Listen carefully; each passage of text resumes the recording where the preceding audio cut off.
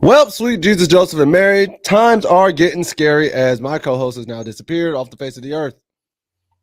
Well, just like that, y'all, I'm now down to being a one-man rock band. So, with that being said, Yep, we chose to have him go solo. well, I guess I can't Band's go. I breaking guess up. I can't go solo yet.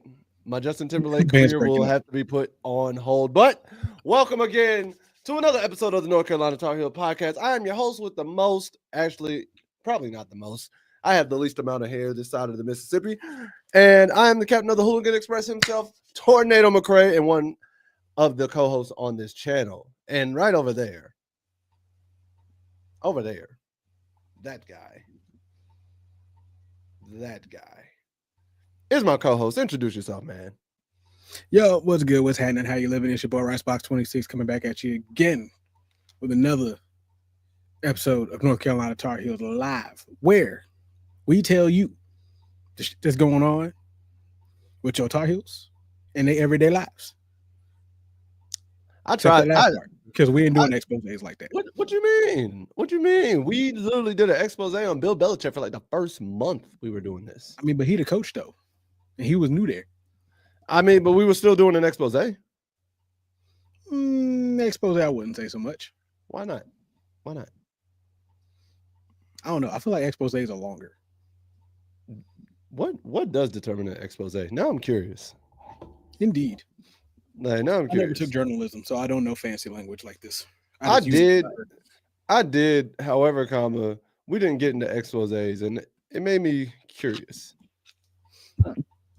Like, I feel like exposés are probably like what you see for like 60 minutes. You think so? Yeah, I think like an expose would be like 60 minutes. All right. So let's see. An expose is a movie or piece of writing that reveals the truth about a situation or a person, specifically involving shocking facts. Anyway, remember, every Tuesday, 9 p.m., check us out right here, right now, like you're doing, so on and so forth. Also, I'm sorry I wasn't entertaining enough just now. But no, you're good. I was like, I didn't know what the thing was. But let's get into it today, man. No, we got a lot to get into today.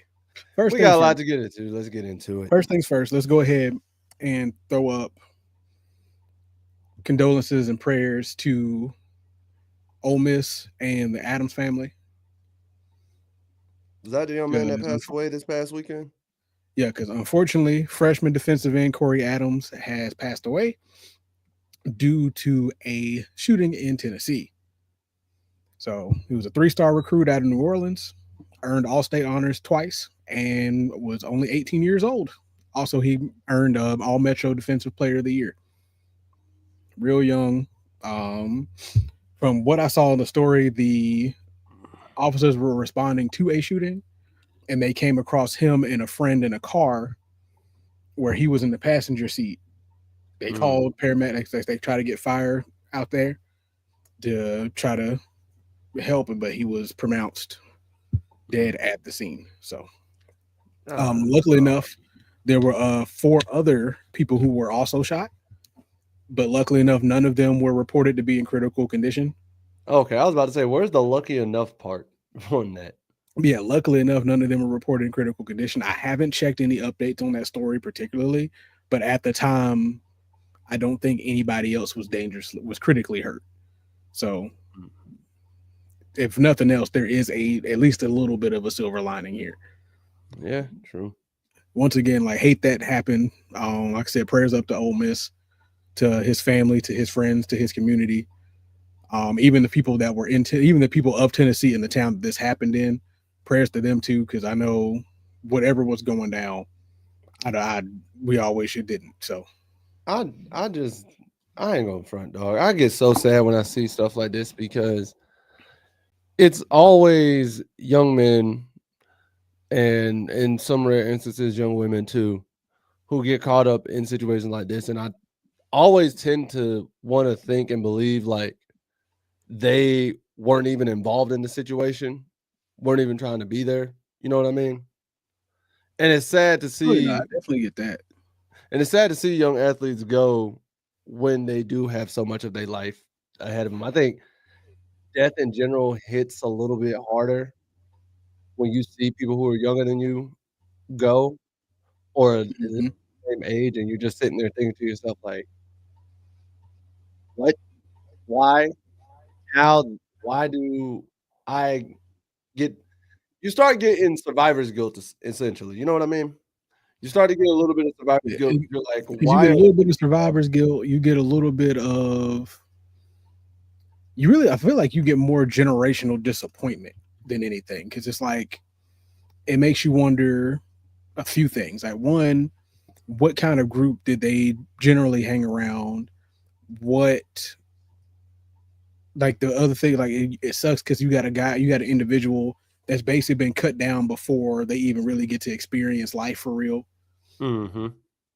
and it's just like it's annoying because you're like you don't want that happening to them, but when stuff like this happens, you also don't really know what the best route. You don't know exactly which way to be upset fully, because like depending on the situation and depending on who they're with, what their history is with stuff. Sometimes you're upset with them for putting themselves in that situation. Other times you're wondering, okay, why these other individuals, these outside individuals, are putting innocent people in that situation. It just makes you wonder, like, why, like, what are you doing? Why are we Yeah. doing this? What is really happening here? Especially if So it's a it's especially if it's a situation where he was innocent bystander, but the people he hung out with were quote unquote living that life and put right. him in that line of fire, especially knowing the blessing he's been given being like on the football team down at Ole Miss and everything and having the opportunity of a lifetime ahead of him to make it to one of his dreams of being in the professional football league. So Mhm. it's like if you're really man's friend, and I'm not saying this is the way the situation played out. I'm just saying if it played out this way, if it played out in this way, and we know the story kind of, and individuals he was hanging around with put him in harm's way or put him in a dangerous area to begin with, even if he grew up there, y'all not his friends. Y'all know he don't need to be around that no more. Right. So Especially if you knew that you could have helped stop it.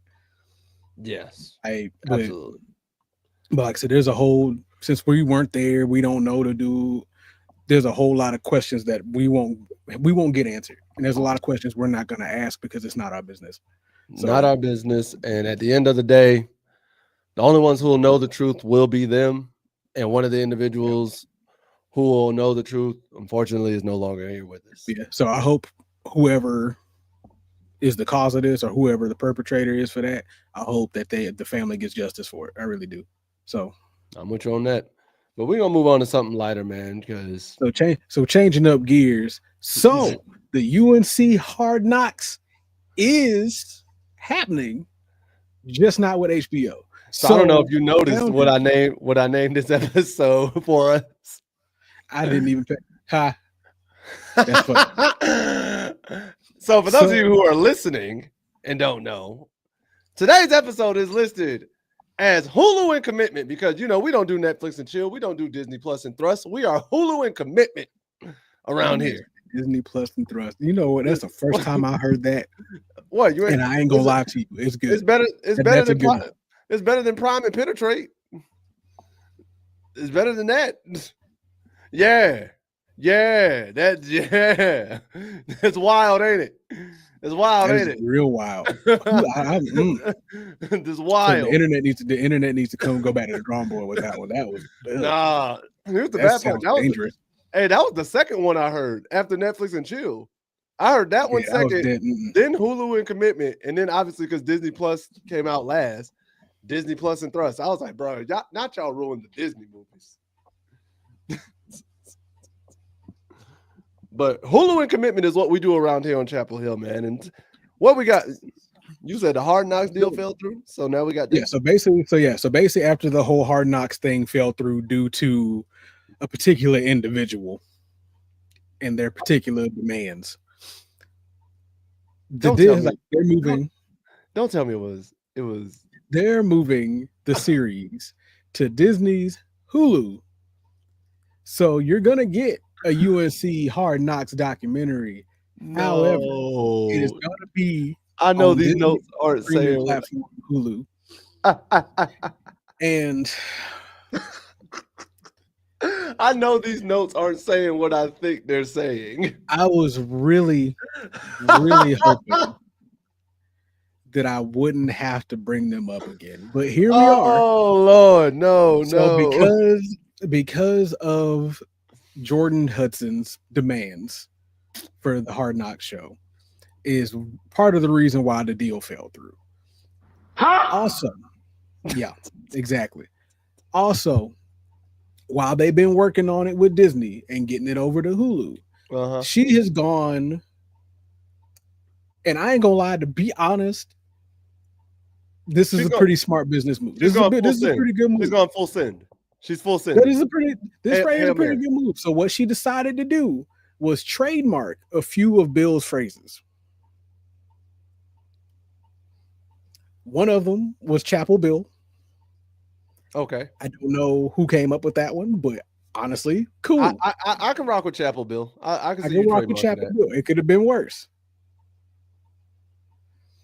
Honestly, I'd have liked Tar Heel Bill, but that's just me. Nah, Chapel Bill Chapel rolls Bill, smooth. Chapel Bill rolls better. Smoother. It's smoother. It's a whole It lot rolls smoother. better. I get it.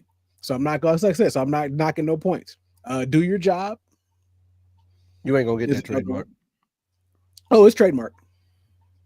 How? There's no way she got that trademark because do you know how many people say that? There's no way So you got that trademark for him. So also, just to point out, these are Bill's versions of these phrases. So Bill's What? versions have been What's trademarked. Bill's version? I don't know. You asking me That's what I'm questions. saying. You asking me What is questions. Bill's Listen, dog? What listen, is Bill's version? listen.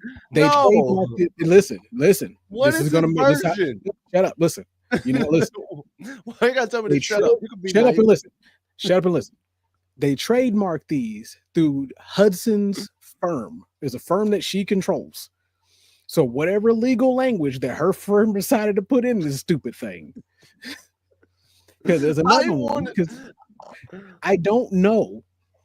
Oh It didn't my explain. There's no explanation. It just says I Bill's need, version. I need to know what It just, Bill's version. look, click the link. It just says Bill's versions. That's all it says. There's no explanation. There's no expanding on the idea. The only person who's going to understand what this means is her. You going to find her and ask her directdirectly? Yes, I would. Go to her I social would. media right now. Send the I DM would. and ask All her right. right now. See All if right. she answers. All right. Because if she All right, do, we go. wonderful. Hey If y'all, we not, go. shut up. All right, say less. I Say still got less. one phrase left on here. Why you keep going? I'm looking up. You shut up. Shut up. Nah, stop telling me to shut up. Shut up. You No. listen for a second. Let me No. finish this and we can go over to the next thing. You listen No. here. The last one is no days off.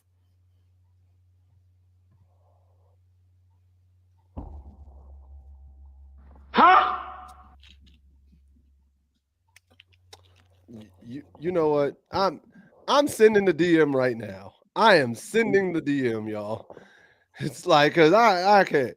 Make sure you let them know this is like a I will. I ain't gonna just send like a random be like, hey, good afternoon. SYZ. we My don't name need you. We is don't need it coming in looking like some kind of random dude that got questions. We need to show that this is a reputable, respectable. Like She like y'all probably sitting ain't here. none of what I had to say before now if she goes and looks at it. But it is what it is. While he's looking at this, somebody somebody came around. So Joel Klatt, after we just talked about him, what, last week before? Yeah. Is starting to buy into the Belichick hype. Oh? Yep. He said he is buying in for two reasons. First reason is he trusts the coach. Fair. Second reason is he says that North Carolina plays a favorable schedule this year. So he has confidence that Bill will basically, well, despite the roster uncertainty, believes he will maximize talent and help UNC to as many wins as possible, which I don't Hey, disagree with. Because, like I said, they due to like some people leaving, some new additions. He still knows like no, this is still Bill Belichick. Bill Belichick has a very good track record of getting a lot out of a little, or bringing out what a lot of other players or a lot of other teams didn't see originally. So I have nothing wrong with that statement because I also believe that Bill is going to maximize the talent that he has, and they're going to win as many games as they can possibly win. So we'll see how it goes. oh yeah, Will for somebody sure. have egg on their face later? That's always a possibility. This is sports. You can never really full out predict anything, especially in college. So we'll see what happens. I am really sending this DM for y'all. I hope y'all know Oh, I this. know. Like I am legitimately sending this DM to get the answer to this question because I'm just like, nah, this doesn't make any sense whatsoever. TJ, hey, if all y'all see this, it's for the job, man. It's for the pod. Like I feel like this is great content right now. I promise. I feel like promise this we're still working. is like I promise I'm still working. I promise Like this is for work. this is for I'm work, not bro. reaching out for no reason. This is for work. I promise. Hey, listen, this ain't a Coldplay concert. I promise. Lord, like you'd be at a Coldplay concert. I mean, honestly, I wouldn't. Like I Like, cause said, all, you cause like all you I'm could. gonna be there for is Viva La Vida and clocks. That's it. After that, why am I here? Oh, I'll Why am be there I for here? Vita La Vida and Adventure of a Lifetime. That's Right. all I'm All at. I want to hear is, ooh, get a baby turtle. Eh. That's it. That's all. That's it. I'm out. That's all I want, bro. All right, rolling into the next showing that apparently the North Carolina hype isn't just due to Bill being there. So he's not the main attraction apparently. So recently they did a valuation of North Carolina as a brand, right?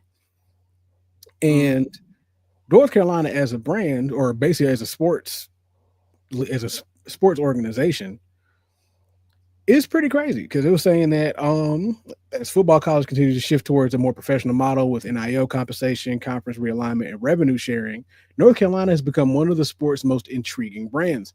That intrigue has only grown with the arrival of Bill Belichick, who enters his first season as a Tar Heel. And it says in a new hypothetical exercise from the Athletics Matt Baker, he projected the potential market value for each Power Four football program if they were treated like pro franchises. So, North Carolina, despite a modest football history from what has been said, ranked 26th overall with a valuation of $572 million. And that's based on an average football revenue of $6.3 million over the last three reported years, or $63.6 million over the last 3 years. So, one, that's some good money coming into that for North Carolina facts. football wise. And they said Facts. we approached the hypothetical question with a methodology that was part art, part science. We used real life pro transactions to gauge purchase prices relative to a team's revenue over the past 3 available years of data.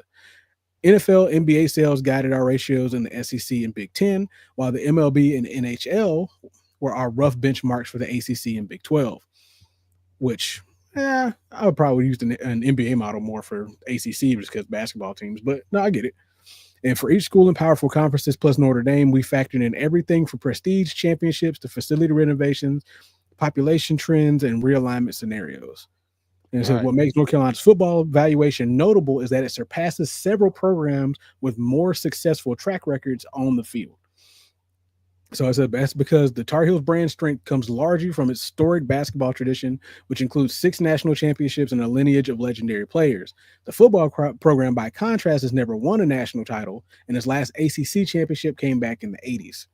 But 80? still, Baker believes the long-term potential of UNC football is significant, particularly when factoring in the program's market. So he went ahead and followed up and said if UNC seems highest because it has more financial upside beyond Mhm. whatever happens during Belichick's tenure than other teams in this ballpark. North Carolina is already the ninth largest state and growing more than all but Texas and Florida. And that's a good sign for the potential growth of the fan base. Ninth? Hey, North Carolina has a lot of jobs coming in there, a lot of people moving there. Because same Are they, thing with us, are they, you got people from like way up north moving down to South I'm sa- Carolina but because I'm the saying, land's like, cheap. what are they saying Job. largest? Are they saying population? Ninth largest state. So, but yeah, by population. Okay, so they're going by population, not land mass. All right. I was confused for a second because I was about to say North Carolina, the ninth largest state. What? I might have to look that up. Hold up. Side note. I mean, Side note. Got the message generated. In case y'all want to hear this. So again, this is for work. Gotta reiterate that because some of y'all gonna be wild.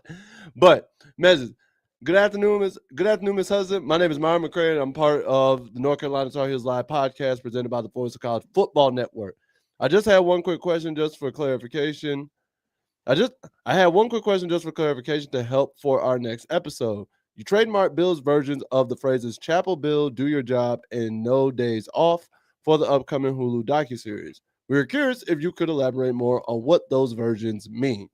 If you have time to respond, we'd greatly appreciate it. Hope you have a great day. I think they might get a response. We'll see. We'll see. If we get a response, we in there like swimwear, bro. This podcast is taking off. I don't care what nobody says. Oh, unrelated side note, Terran Matthew announced his retirement. I did see that. And the Honey Badger is retiring. The Honey Badger is officially retired. Good for him, man. He's a did he get a he got a Super Bowl in Kansas City, right? I think so, yeah. Yeah, okay. And you saw Phillip Rivers retired yesterday. I did. Any officially retiring as a Charger? Yep, he retired as a Charger. Okay. Yep, he officially retired. Despite the fact ain't nobody seen that man in like 8 years. Like 8 years. Because I thought he'd been retired, but nope. Apparently I was wrong. He was just high school coaching, waiting for the call. That's basically it. So at the end of the day, the potential's there, clearly, from what they're doing metric wise and what we've been seeing when it comes down to, new athletic director, new business deals are coming through, possibility with the stadium name change and potential sponsorships coming in for that. Mm-hmm. Them doing the new what is it? Tailgating for the students. Yup. Yeah. So also, yeah, I can see where they're coming from with it, and I agree that North Carolina has a very high upside coming through over the next several years. It got real dark over here. It really did. Your camera said, "I'm this," but yeah, no. So, it got real dark over here real fast. I was like, "What is going on?" It got real dark real quick. This villain era quicker than I thought.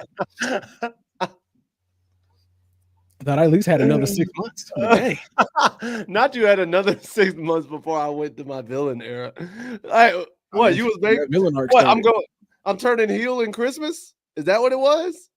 I'm going heel Christmas time, December to dismember.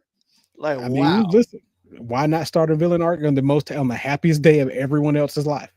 Halloween. Everyone else's life. Halloween. Yeah. No. Yeah. But I enjoy Halloween though. I love Halloween, bro. Halloween's my favorite. Yeah, I mean, I think for the future projections when it comes down to this team is gonna look good. Even with or without Bill. Here's my thing though. Even better with the series. Even better because if the stuff of this first season is nice and the next 2 seasons are looking good. Oh yeah. Here's my thing. We've always known that, yes, adding Bill was great value. Nobody's going to deny that. Adding Bill Belichick instantly adds value to whatever team or franchise you got.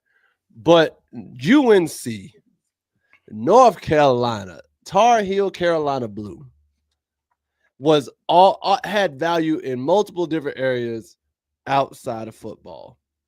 Basketball, baseball, lacrosse, you can go shoot, even journalism. You Clearly saw true. what we found out about journalism, bro. They lean Like, way. like we win in journalism, so I don't know what you're talking about. But at the end of the day, their value was always in a multitude of areas outside of football. Unlike, for example, no disrespect, Alabama. Yeah. Outside of Alabama football, what do you know? Maybe Alabama basketball. Maybe. Other than that, you don't hear about baseballs. Like you don't hear about anything else out of there. But I say up until more recently, You don't hear anything like about you that. know That's nothing their about it. Like they, you want to talk about Alabama's basketball? Alabama's value is in their football team. North Carolina's value is in the multitude of their teams. Yes, basketball is the number one. We're not gonna sit here and knock that. Like basketball has definitely been the number one hitter. But I will say North Carolina is more balanced in terms of what brings value to their school because North Carolina's always had a great baseball program. They've always had a good lacrosse program. Obviously, they've always had a great journalism program. They've had these great programs left and right, and even volleyball too, to an extent, and soccer. Yeah. Like I know women's Oh, soccer definitely is soccer. definitely. I know Definitely women's women's soccer soccer. is set for sure. So the value for the school does showcase. It's like, yeah, we don't. Bill ain't our main attraction, but if Bill can get that team to succeed, that just adds. That just adds everything. Just adds everything. Yeah, that's about it. Like we just got new stuff now at this point. Yeah. And then Just I want to adding show to you. the attractions. And then this next one, and speaking of adding, it's more so adding to the chrome domes of everybody. I wanted to show you this, bro. So I found these earlier, and apparently we got new Guardian caps for Chapel Hill. And I want you to see this. I want you to see this. Here's what they look like. And crazy enough, these actually are not the these are actually the best looking Guardian caps I have actually seen like being put on, if I'm being honest. And I think it's because they added the extra decals to make it legit look like a full helmet. They don't look as bulky. That's the other thing. They're not as Like bulky. they're definitely like a slimmer design and a more It's contour design to it's the helmet. Because before them things look it's what we talked about. They made it. It looks more like just extra padding rather than like a full just yeah. bobblehead. Because that was my biggest problem with it. Like you got people out here looking like whole out bobbleheads, bro. And again, as I'm looking at it, I'm like, yeah, nah, I would. It's like I could see somebody rocking that, and I don't have as much of an issue with it. I genuinely think it looks pretty cool. I am ready for us to get to the point where they're just able to add this extra padding in the helmet. Personally, That's always been my thing. It's like you can't just put this in the helmet. and I don't understand it, but I thought these were pretty cool. And I guess my thought process would be, and I'm gonna ask you this: where do you one? Do you see the Guardian cap becoming a mandatory thing for everybody within, let's say, the next 15 years? Mandatory. For I mean, I every, already know the NFL. I already know the NFL started introducing them. They're not mandatory. Well, no, they're mandatory for practices and training camps. are they? So for OTAs, training camp, well, I did anytime not. anytime they're supposed to be doing like contact, they're required during contact practices. You sure about that? Because I have not Yeah. seen that at all, especially not for like the Panthers. So here's the exception, right? Mm-hmm. There are some players who do have helmets with padding in the helmet equal to the Guardian cap. So they are able to wear that helmet without the cap on it. All right, so they said this I saw on Google. They said so no Guardian caps are not mandatory for all NFL players at all times. However, their use has expanded significantly, and they are now mandatory for most players during practices, with some exceptions. And then what you were saying about the practices, as you are right, I will please let the record show I will give this man credit when he's right. Please let it be known. It says, as of 2024 season, Guardian caps are mandatory for all players during practices except for quarterbacks, kickers, and punters who may opt out if they choose to. This mandate began with linemen, tight ends, and linebackers in 2022, expanded to running backs and fullbacks in 2023, and then receivers and DBs in 2024. Okay, so I have to go back and look. Yeah. All right, so I have to go back and look. So Yeah, you won't see any of the quarterbacks with them because quarterbacks don't get hit during practice. We need to do kickers. When do kickers ever get hit? I mean, there's been a couple of clips, but we're not paying enough to be like. I was about to say, outside of kick returns, like when do kickers get hit? Because that's literally there's a couple of clips, but they ain't enough clips to be like, yeah, they absolutely get rocked all the time. They don't. Now, because I know better than that. Now, punters, on the other hand, if they don't get that punt off in time, they getting blasted. Or they want to goof around. Hey, they want to goof around, try to do a random fake. They are getting blasted. They want to they want to FAFO. They some of them do that. They're getting. Remember that that one Seahawks game? Oh, bro, man. Where old buddy decided he was gonna hit somebody for no reason. He said, "Yeah, I'm gonna hit somebody." Bam, man.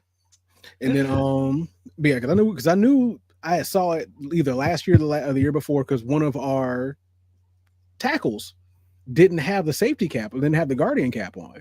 And I'm like, I remember them saying it was required. Then I saw that, if you have if you have enough padding in the helmet or something like that, or like a specially modified helmet or something, then you can exempt from having to wear the Guardian cap because you technically have a Guardian cap in the helmet. And I remember me and you talking about it before. If you're able to do that, why don't you just put it in the helmets in the first place? Ah, true. I remember that now. Because we were all just like, Joe, just go ahead, make everybody mandatory, put in the helmets. That way everybody's concussions are automatically reduced. Right. Because it's like, if you can get one specially made on your end already, why not just have them all specially made with Guardian cap cushioning in them or whatever that cushioning is? And boom, you solved the problem. You solved the problem for right now.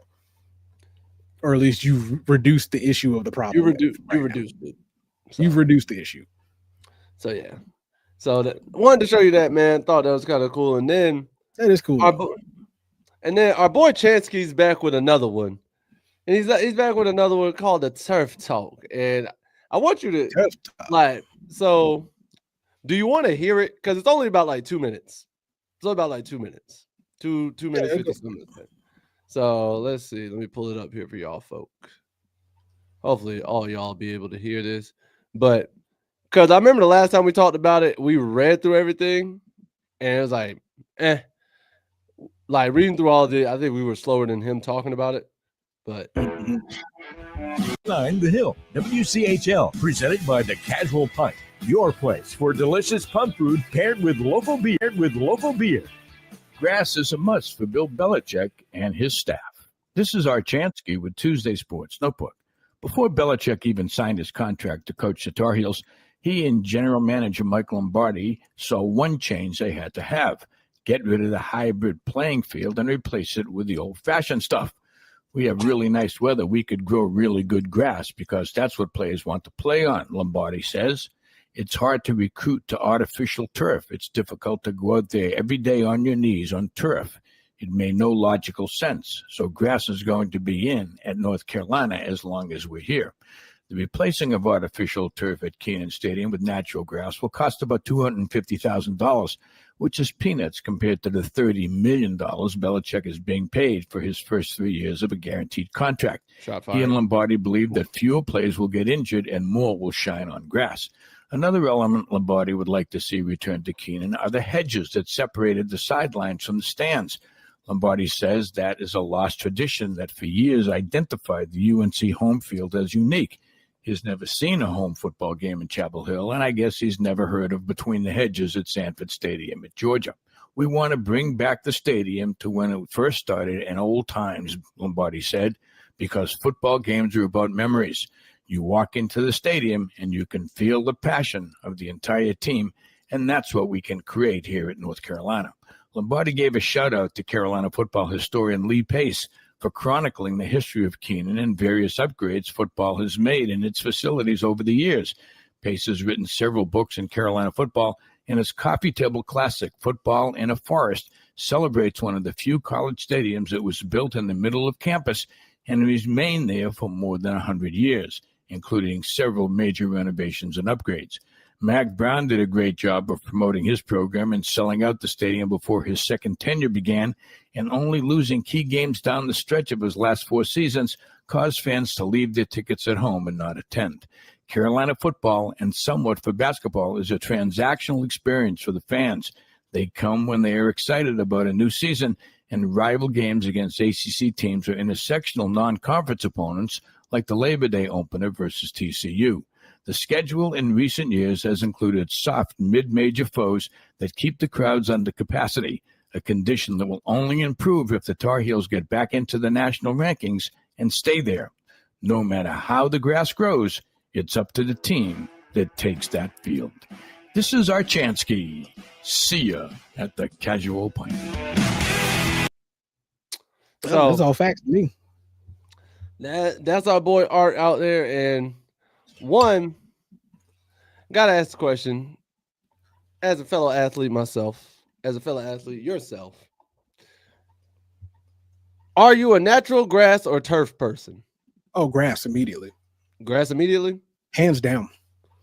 Hands down. Why is that? Bro, the one, I ain't got to get up with no beads in my socks, my shoes, my gloves, all up in my face. I ain't got to get up with none of that in my shoulder pads. I ain't got to worry about get friction burn from fake grass. Yeah. Falling on turf hits harder than falling on natural grass. Because at least the dirt gives way a little bit. Then God forbid you find that one crease in the turf and your shoe gets stuck in that. You get tripped up because the turf peeled up. So I'm gonna say this. I am a grass guy. I'm a grass guy for some weird reasons. One, when I did have to play quarterback, grass was a way I could dry my hands, because I would have one glove on. Because you see me play, I've had one glove on my right hand, but my left hand is ungloved. And grass, what I found out, when you take just some blades of grass and you rub it in your hands, it dries your hands really quickly. Like, it dries out your hands so I can have grip on the football. Quarterback tip for y'all if y'all don't know about that. 2, I hate turf when it's hot. Oh, like, bro, like hot turf is not fun, dog. I don't know. Like, hot turf is not fun. Bro, like, my feet be sitting there burning. I'm like, what is this feeling? This is not it. This is not it. 3, and I never thought I would think this. Turf in the rain is worse than turf on grass, or worse than playing in grass. Like, absolutely. I am slipping and sliding way worse playing on wet turf than I am on wet grass. Like, I don't, because like it's wild. Like, at least, because I guess, and just like I said, at least with the dirt's gonna give way. The dirt's gonna give you some kind of cushion below you. Because like even in a rain game, sure, you're still slipping and sliding in a rain game with dirt or turf. But at least when you slide in dirt, that's going with you. That turf stays in place. It does. God forbid you sliding on that turf, because you sliding on beads. All it's doing is just rolling you wherever you're going. With dirt, all you have to do is really just adjust on how you're running it. Be a little more square up when you do stuff, when you make cuts, or when you are making a juke or a curve or something like that. And 9 times out of 10, it's gonna work with you. And I'll also say this, and you know my background. This is the Alaska coming out of me. Frozen turf? Mm-hmm. Oh no. No. Iced over rain before too. Iced over turf, dog. I played on an iced over grass. I played on iced over turf. I'm taking iced over grass 80, 90, 100 times out of 100, out of 10, out of 5. I'm not doing that, bro, because like you said, at least with actual grass and natural grass, there's some leeway. And I've played in Alaska of all places, so I know what frozen ground feels like, bro. I played on it. We also had and there was a turf field out there too. That frozen versus just the regular outside. Oh no. You thought you was on an ice rink before? You're on a pure ice rink at that point. It is not fun. It is not for the faint of heart. Turf is cool. As a guy who's known for his speed, yes, turf makes you faster. I can't deny that. Turf makes you look faster, makes you feel faster. You feel like you're gliding. But the cons of playing on turf, I'm just not with it, bro. And like you said, I hate the turf burn. I was glad I wore like sleeves, but I didn't start wearing leggings under football pads until I got to college because of turf burn is ridiculous. Because sure, I get it with like grass. Yeah, you might have the occasional rock that makes their way on the field. I get it. Now I get it. There might be the occasional piece of some sand on there, depending on where you at. I will take the turf beads over the dried out middle field that has nothing but bunch of rocks. Like I will take the turf beads over that. Like this is a dirt field. Like I ain't playing on no dirt field, dog. I say this though, and it's gonna sound real old to me. The rocks build character. Get out of here, bro. Huh? The rocks build character. The rocks build character. Rocks build character. Because think about it. Think about it. Just stick with me for a second. Stick with me for a second. What 70s? Listen. We done with the 70s, dog. What is this? Man running power eye. Listen, follow me on this walk real quick. Follow me on this slow walk real quick. It builds character because one, you learn how to fall. That's one thing. Two, because nobody on either side wants to be in that dirt and rock. No linebacker wants to be, no safety wants to be, no lineman. Nobody wants to be in it. So now you learn how to tackle somebody and avoid you falling on these bitches too. Third thing, if you're a quarterback, you're not trying to put your receivers in danger right there if you ain't got to. Now you learning to throw to a better spot. Now you fit in windows that you didn't think you could get. As a guy who has played multiple positions on a field like this, I'm gonna tell you what the lesson I learned was. I learned how to get to the edge. Hey, coach said, hey, nah. My coach said, hey, yo, 24 dive. I turned it into a 28 real quick. Exactly. Hey, I promise you, I'm getting to this edge. One you way learn or the other, to adjust on the fly. I'm telling you, it builds character. Hey, bro, it makes you a more complete athlete. I'm just saying. Hey, he's sitting there. He's like, "Hey, we're gonna do this 30. We're gonna do this 32 counter." All right. Hey, that 32 about to turn into a 36 real quick.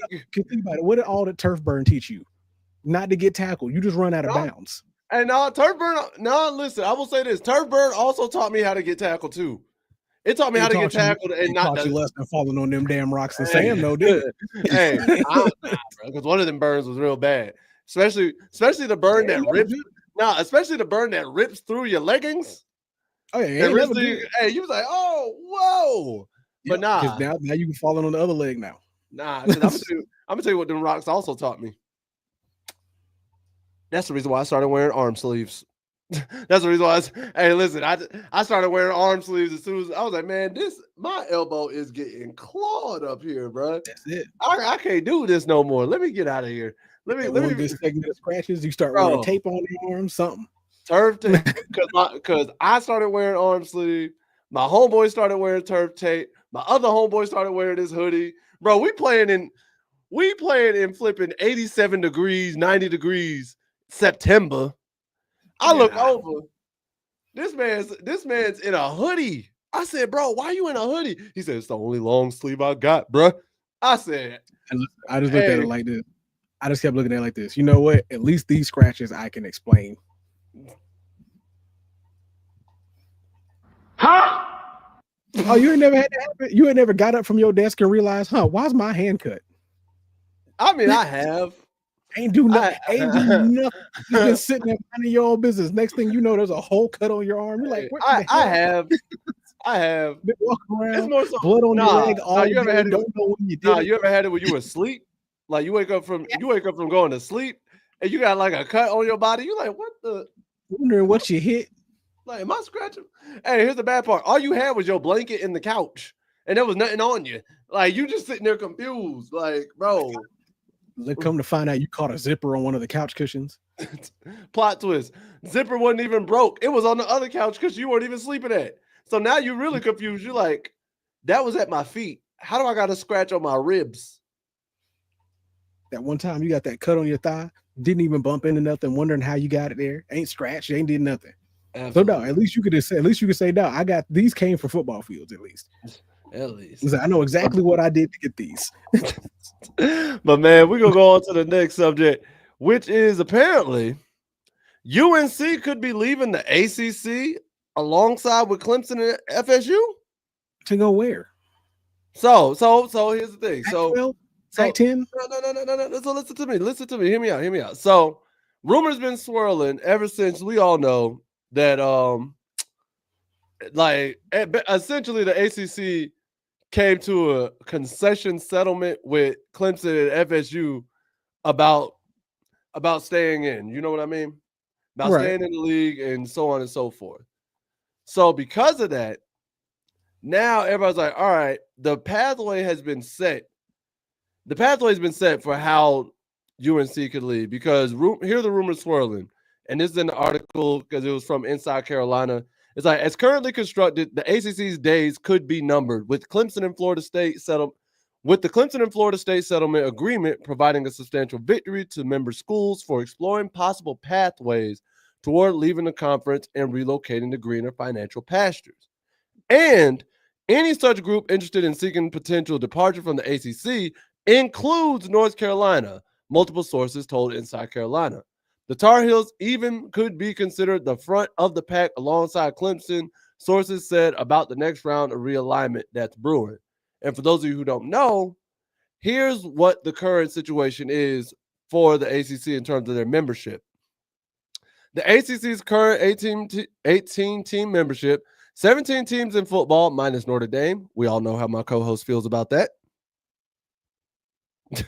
Will remain intact through at least June 2027 as per the settlement's new parameters on leaving the league.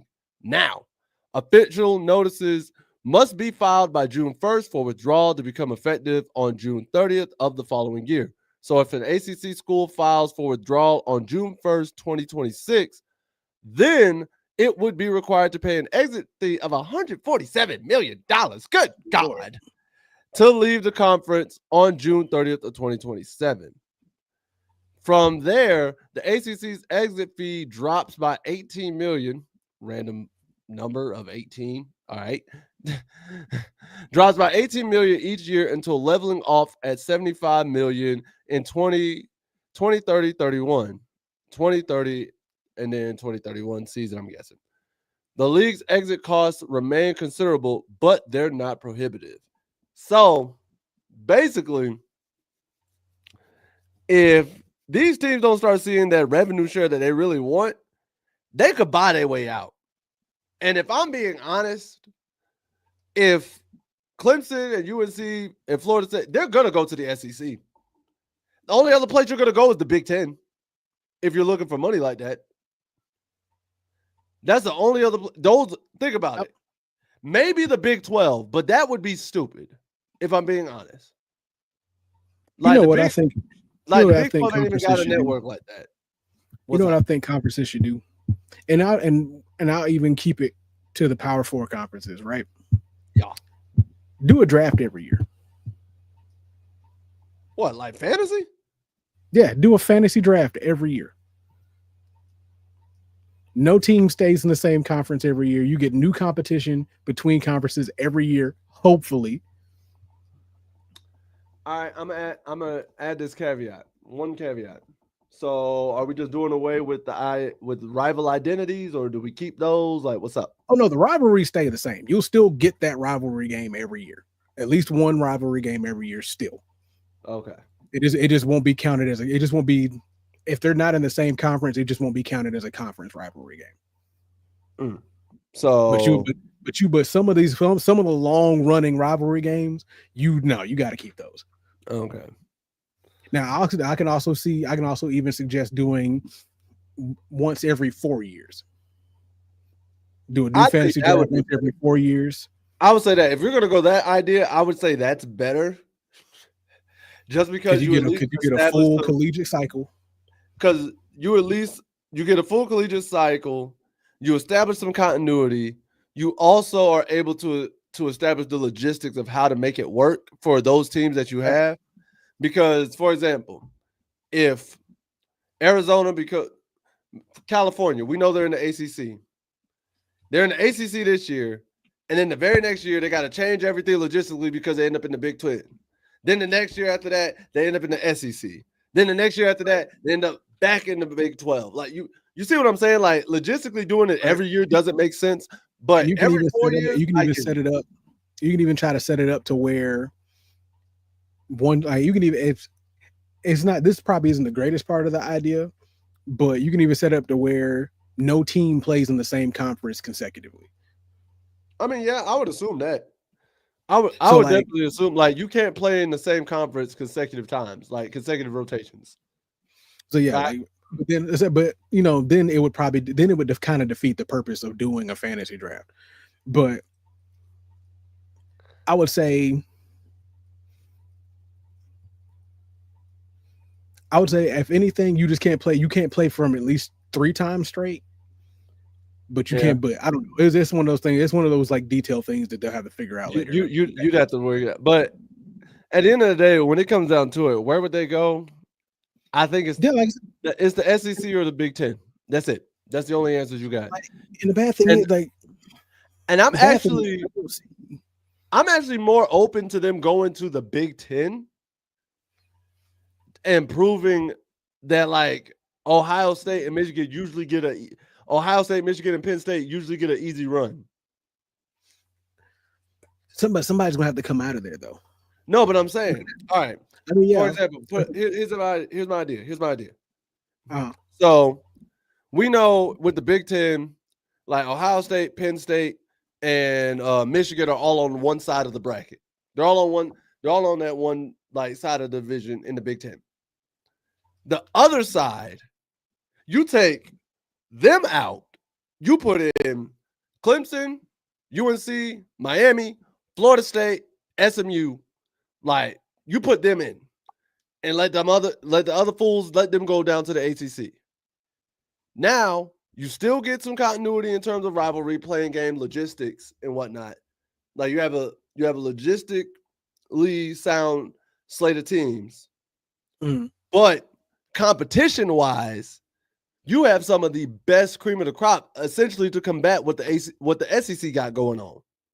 Because we know with the SEC, Georgia, Bama, Auburn, Florida, Tennessee, Vandy, like say what you want. SEC be having talent, like, and like 4 or 5 teams down, any one of them has the talent. Now, do they have the consistency? Right. Is different, but they have the talent to take that top dog spot. Doing this with the ACC's top teams would make the most sense going to the Big 10, because now the Big 10 is essentially the new, like the SEC's rival. And then the ACC in of itself becomes more competitive because it quote unquote would be watered down, but the competition would be at the same level, because you're going to tell me a Wisconsin and an NC State wouldn't be a great matchup, that they aren't on par with each other. A Duke and a Minnesota wouldn't be a great matchup because they aren't on par with each other. And I would hope Duke will lose by 20, but you get what I'm saying? The level of the matchups would make more sense. Rather than you having Clemson running the gauntlet for 4, 5, 6 years, then Florida State running it for 3, 4, 5 years, then Miami running it for 4 or 5 years. you actually would Right. have a conference that's producing good football games. But then not only that, you can legitimately say, hey, yo, this is a power conference. They get down over here in the ACC now. Like, it's anybody's conference. The Big Ten, it's anybody's conference. The SEC, it's anybody's conference.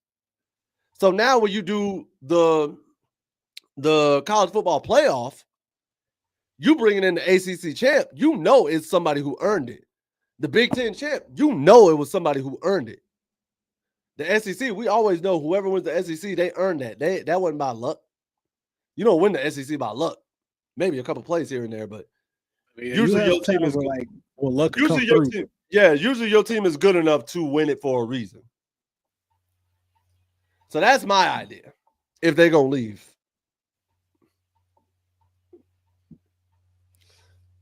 Because, like,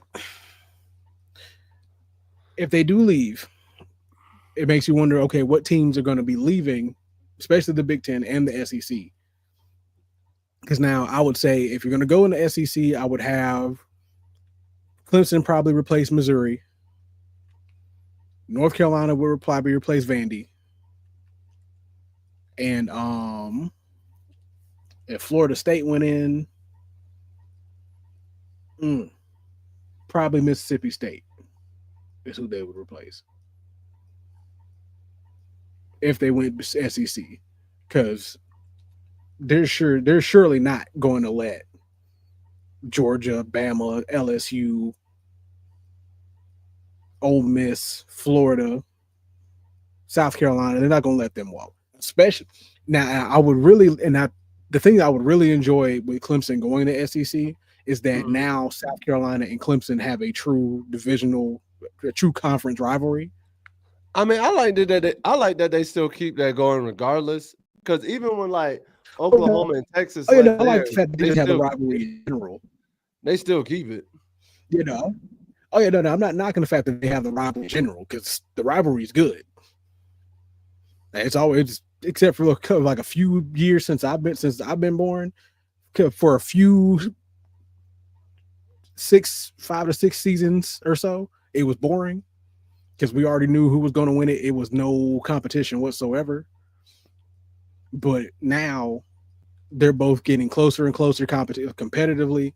They both look like they could take over a game at any point.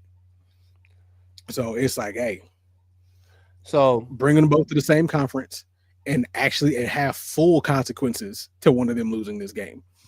Yeah. So also, the Big Ten did do away with the divisions. They did do away with that. So it's all like one division now. But even as I'm looking at it, I'm like, you could have kept the divisions doing this idea that we're proposing. You know what I mean? Yeah. You could have kept the divisions. You could have kept it going. Now I will say this: that Clemson South Carolina matchup actually being worth something for somebody's record, that'd be kind of crazy. Yeah. Oh, listen, just imagine how much heavier that game's gonna be. Hey, like this game determines whether you make SEC championship or make this bowl game, because this and this. Oh, think about it. That's no different. That's no different than us playing Duke in basketball, right? And the bad part is, like, it's been tamed the last like 5 to 6, 7 years. Like back in 2012, 2010, 2005, the 90s. Oh, bruh. Hey, yo. Hey, we scrapping in the parking lot. Now, back to the main topic on it though. The fact that these prices are weird. I thought the same thing, dog. I said, it's some real arbitrary million, 18 million drop off. That and then it. I feel like there's something. I feel like there's something that like with uneven number, with like odd numbers. I feel like something's like something. I feel like some kind of benefits there, but no, I don't know. I have no earthly idea, bro. Because I was. I mean, the upside is at least.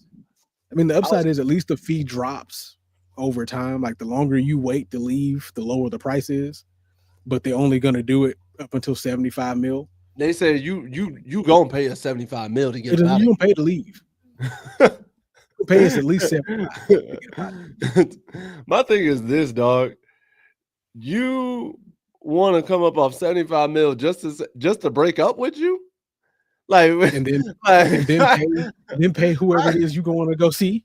right. I gotta pay you to break up with you. Then I gotta pay you to come To date get with you? Nah. Hold up, bro. Hold up, That's bro. what you look at it like, you know what? Fuck it. So you know what? Screw it. Notre Dame had the right idea. We're going to right. Hey, that's the one. us. Hey, that's the one time I think you'd agree with Notre Dame. Be like, you know what? Y'all had it. Y'all had the right idea. So y'all had the right idea. Cause this pay to go to the dance. What is this? Escort privileges? What is this going on? We ain't pay for this. Gator don't play this. All right. Now to the good part. Hey, we got one. So y'all, we got one great commit, and oh, I wish he was in this chat today. Oh, I wish he was in this chat today. Oh, I wish he was in this chat today. So he ain't in the trap, but he's watching. I know he is. He's watching. So I know he is. So you know who you are. So UNC, we have just acquired Jacob Weatherspoon, 4-star safety, 5'10", 175 pounds in the class of 2026 from Avon, Ohio.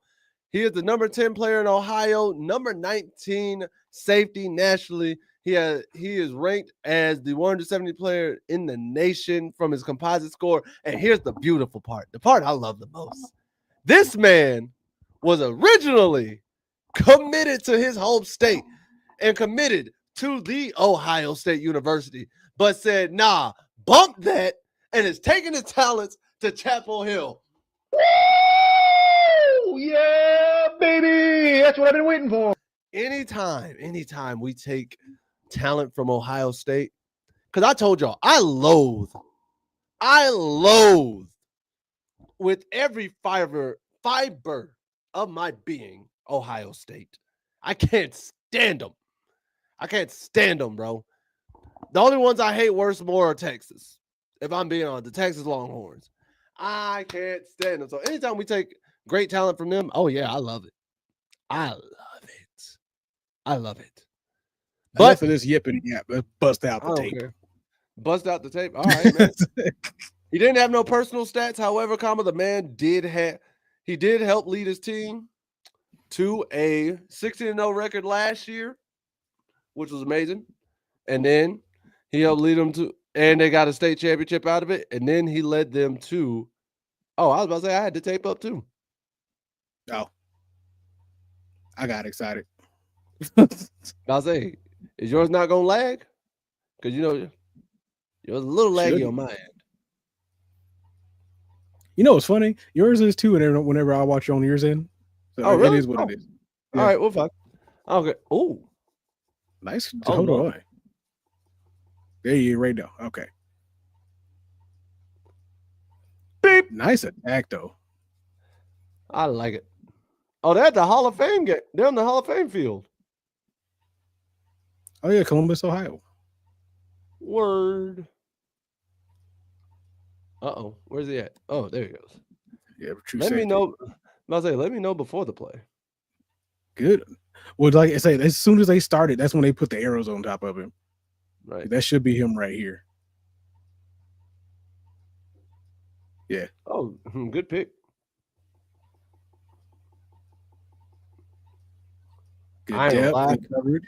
I ain't gonna front. Hey, they might have got me for 2 seconds. I definitely thought that was a run. I thought it was a run, and then I was like, oh wait, they do like, play. It's a weird play action. So good thing for this whole play for him though, because one, it's like he stayed home for long enough to be able to read that this was a fake, and was able to recognize who the guy was. True. Did he pick that off? Yeah, he picked it off. Good job. Going the other way. There you go. Bailing early. Click that full screen button for me. Down in the bottom right. See what it does. Yeah, that's what I want. See it now. That's So that was a good that was a good motion on this because this is cover 2.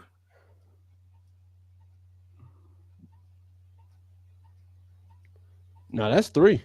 That's cover 3. Is it because he came from linebacker? Yeah. Watch, because look at the top.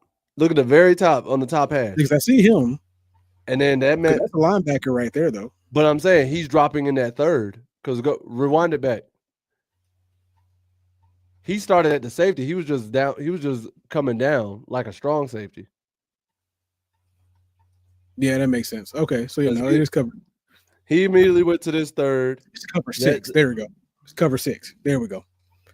Why? Because these two, because this corner here stays flat. These two corners, he stays flat. Oh. That's why I thought it was cover 2 because he didn't drop back in third. He's dropping back in third. So yeah, it's cover 6. Okay. Only reason I went 3 is because I saw a man's at the top of the screen dropping into the third as well. You see, corners flat, right? Shallows, drop, shallows, and then you got 3 over the top. And he broke on that too. I'm glad he spotted it. I ain't gonna because he got exactly where he needed to be to stop this. I ain't gonna front. Good timing. I ain't gonna front. I thought that was either gonna be a kill shot or a pick. That's what I would have. I thought it was a pick from how he was attacking it. Force fumble. Let me see. And on the nice. Ooh. Came down head hunting. Love to see it. Right, yeah. He moving. He grooving. Oh. Yes, with the stick. Yes, with the hit stick. Show me this tackle for loss. Show me the tackle. Oh, yep, there you go. Hey, man, got through the weeds. There you go. Hate the wash. The ref? Oh. It was a good play on his end, bad play on this running back's end, because he should have caught that. I was about to say that should be caught at least 2-3 yards. That should have been caught. Wait, he played a receiver? Oh, they got him at receiver. Not the double move. No, they just told him to go up. And wow. You could tell they lost all track of You got another one. Oh, he just they just send him on a go route. That's all they do. They just tell him go. They don't send him on any other route but a go. So you know what's even worse? What? That corner was supposed to have help over the top. This was supposed to be his help right here because he had him on pressed up. He's supposed to have been helping and got beat immediately. I don't know because he kept going. So I think he might have been man. I think that might have been 2-man. Either way, he was supposed to have safety help over the top. That safety got beat as soon as he got to him. He was no help whatsoever. That should be him right here. Chase down.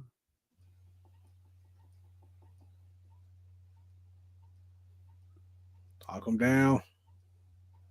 That was honestly just a great pursuit. I wouldn't even call that a chase down. That was just a great angle.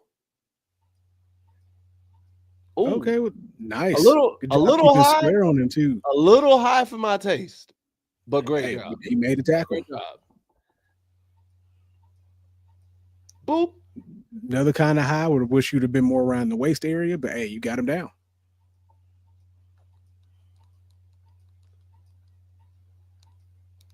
Pick. Oh, you could. I ain't gonna front. He might have been because of how great he showed me. I would have been like, you could have picked that off. If you were just fully committed, you could have picked that off. That's really good pursuit. Oh, now they playing it, bruh. What kind of school are you at where y'all get to play at college stadiums all the time? In Ohio, that's it. Yeah, fair. Because both between them two teams were probably maybe an hour away both ways. This is also probably during the playoffs because looking at the field and whatnot, which is why this Hall of Fame game is probably the championship game because they usually hold the state championships at a like pro in them stadium. NFL or college stadiums. Yeah, that is true. And think about it. Oh, and he Okay. blocked the PAT. Hey, another one. He's about to win coming off this edge. He ain't even had to win. They just never touched him. Must say, like, that man didn't even give him a shot. Like, he didn't even have a chance.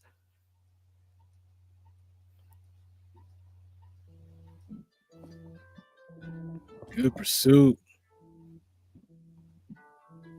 He's gonna be a hybrid safety Hybrid. because they're gonna probably have him in the box a lot, based off of how his pursuit is.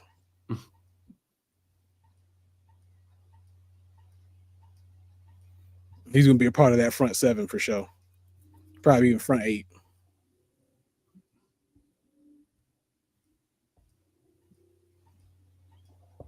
Hey, That almost illegal block. whatever works for him, man. Whatever works Good for job him. never quitting though. So yeah, Whatever works for him, man. I'm all for it. Hopes for buddy. I'm happy for it. It's another 4-star in the books, so we looking good. And then, bro, don't know if you noticed this, but we have some upcoming recruit announcements that we got to make sure we pay attention to. Because Let's see here. So you got Tufanua, Tana Umu Case, 4-star D lineman, 6'3", 307, class 2026 from Inglewood, Colorado. You were about to say something else. I know you were. I was about to say California. I but know this was you with were. an E and not an I. I Number know one you player were. in Colorado. Number 40 D lineman nationally, 495 player nationally from a composite score. His final 5 are Colorado, North Carolina, Oklahoma, UCLA, and Washington.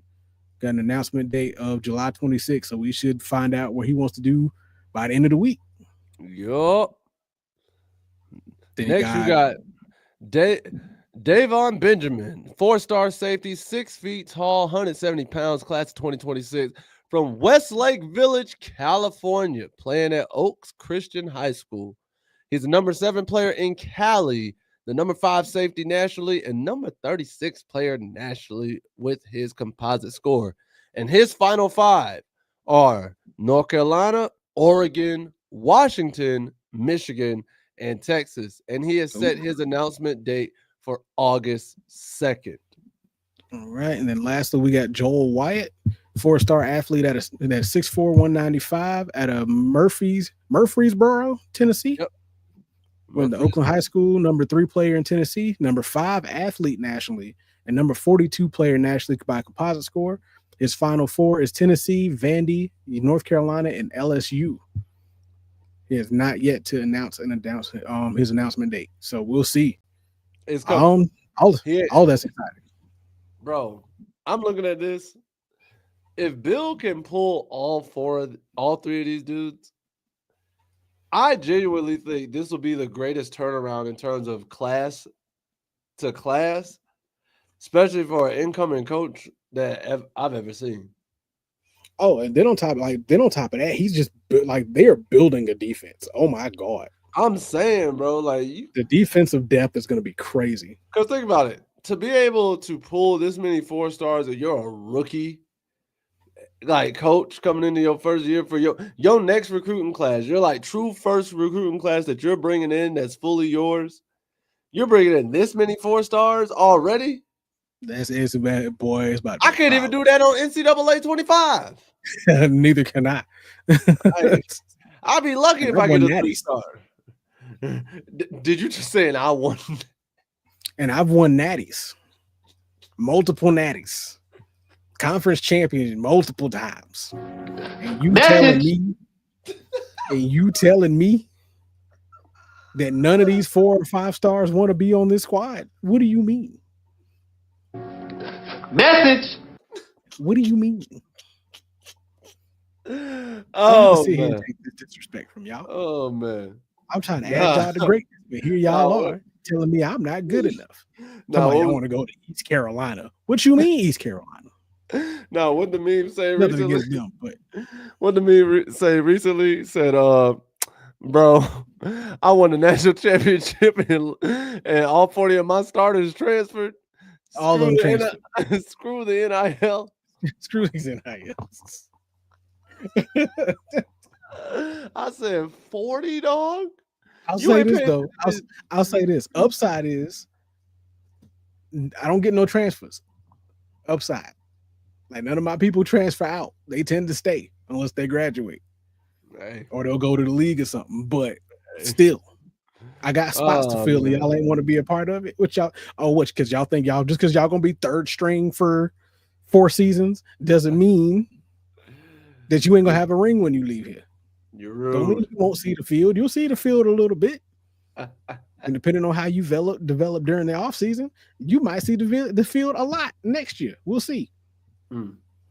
But moving on, we ain't got no birthdays this week. We do have one next week, but we'll address that next week when it is the time.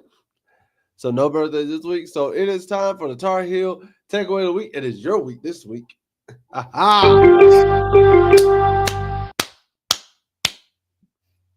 Heel takeaway of the week. Trigger finger sucks. Trigger finger is terrible. It is just the absolute worst thing ever.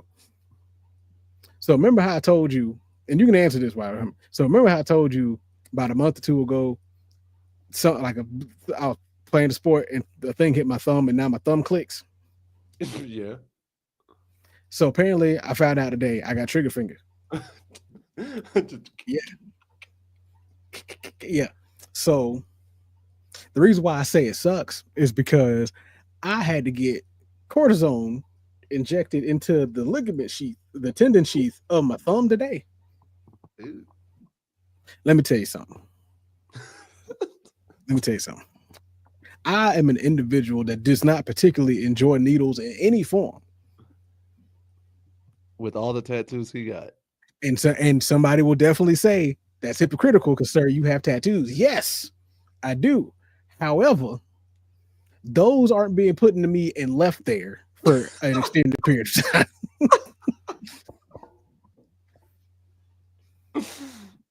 Most of this is mostly just skin deep. This went into tendon sheath. This went into ligament. This went inside where the joint the stuff. Well, I don't like that. The ones that go in your hands, I don't like that either. I don't like the only ones I'll deal with and volunteer for are the ones that'll go on my arm when I go donate blood. But outside of that, oh man, needles must be banished. I don't know why. Not must be banished. Must be banished. Must be removed from my hospital room. If anybody else wants them, they can have them. I don't want them. If I can't drink the medication I need or take it in the form of a pill, if you telling me I gotta inject, if you telling me this has to go via syringe to anything, miss me with it. I don't want to be a part of it. Knock me out. Get me out of here. I don't want to be a part of it.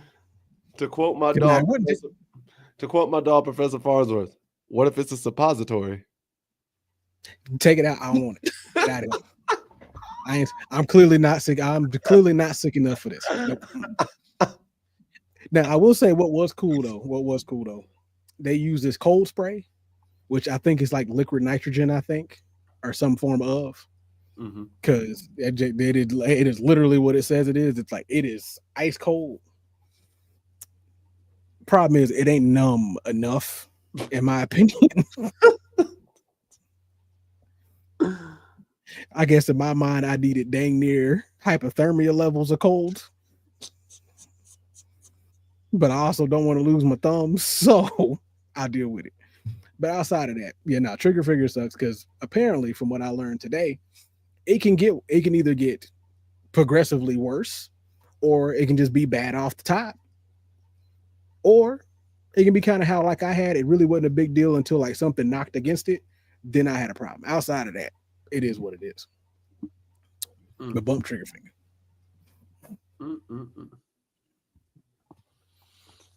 All right. Time for my Tar Heel takeaway of the week. Let's get it. Woo! My Tar Heel takeaway of the week, man. All right. I'm going to say this. and I'm gonna say this well.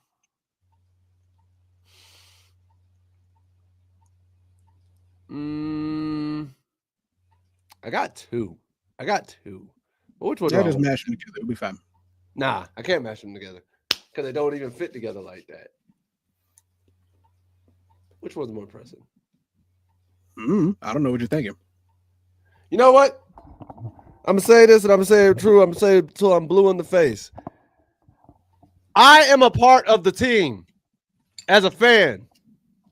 I'm a part of the team as a fan. I don't care what anybody says. Any of you peons who want to come in comment section and be like, "Hey, you're not even part of the team. You're just a fan. You didn't do anything." I hate you.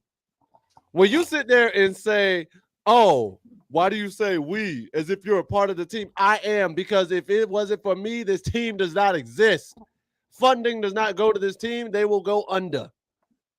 There will be no football field. There will be no football stadium. If I am not willing to spend my hard-earned dollars, my guap, my moolah, my hard-earned duckies, just to see this team do what they do.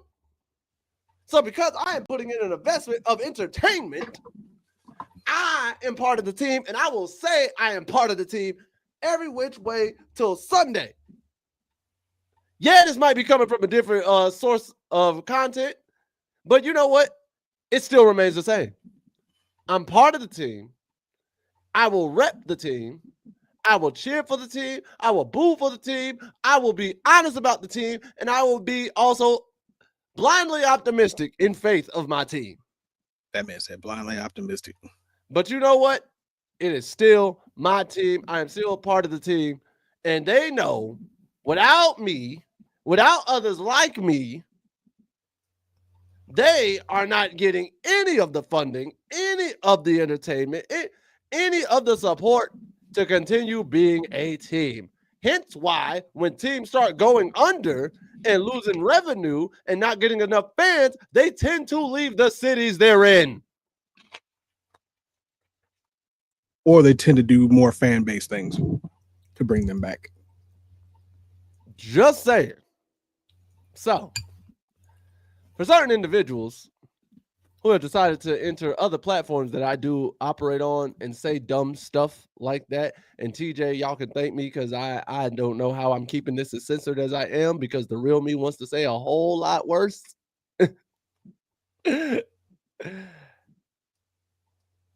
Stop being a hater, bro. If you honestly, if you just want to suck the life out of like everybody else's fun, go home, go somewhere else. If I want to call myself a part of the team, why does that bother you so much? Why are you worried about what I'm doing for my own entertainment and my own happiness? Are you mad? Are you mad you weren't loved as a child? Are you mad nobody supported your team? Are you mad nobody supported you? Is that what it is? That's what I think it is. Go take your own pity party, sourpuss self somewhere else and let me have my fun. That's my takeaway.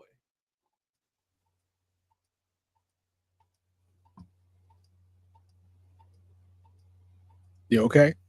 No. You glad you got that off your chest? I mean, clearly, I knew the answer when I asked, but I should anyway. The uncensored version gonna go on my Patreon whenever I make it. Oh, Lord. I might do that. 50 cents and you can see the outrage. Oh, listen. At most, I'm charging probably at the height, I would charge $5. True.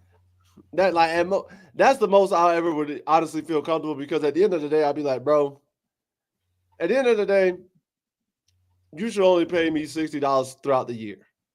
But at the start, I'm probably $1 a month.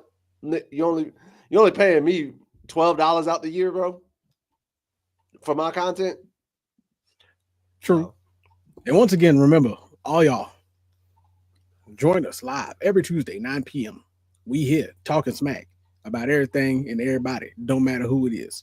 I know some of y'all are probably like, where they at? Because we started like 9:05 today, but it's okay though. Technical difficulties. 9 p.m. Always on the dot. That's what we do. Listen, we love y'all. Appreciate y'all, Tar Heel Nation. Until next time, Peace. Much love to all of y'all. We out of here. Deuce. Later days.